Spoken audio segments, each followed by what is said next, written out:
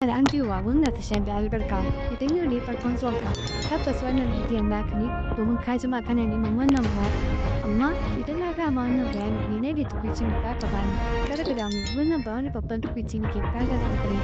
illa ka ga son wannan bidiyon shin baka bar ta alama ba to dan da wannan ta alama baka ka canza kana ba abin da nake gaya maka wani sabtabar ne na nuna maka yau to mun gode muna godiya kuma da subscribe mai kamera wannan bayani naku ne mabiya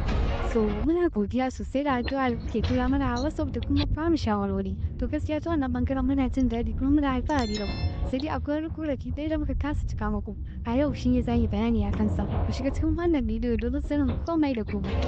abin da muke son mu bayyana muku a nan shine muna gabatar muku da wannan namba na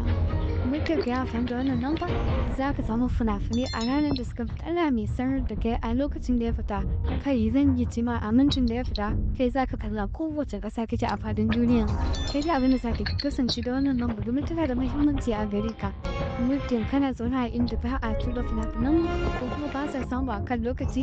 domin za ka ga yawan saki kyau amma wani garin ma sai bayan sati ɗaya fina-finan da za su ci ina mata da ke zaune a gida suna buƙatar a ce idan fim ya fita su same shi a lokacin kuma su ma sun yafi don kuka kasance da wannan namba lokacin da fim ya fita za ku ga fostan shi za ku kalle shi a daidai lokacin mun gode ku kasance da wannan namba WhatsApp ko kuma Telegram na iya yi mana magana a Telegram domin muna samun karancin sabon a can ki za samu sabon ka a daidai lokacin da kai amma gaba ɗaya babu matsala ko a wasu ku Telegram duka na ne sakamakon wasu ba sa amfani da Telegram sun fi amfani da wasu duka dai za ku yi mana magana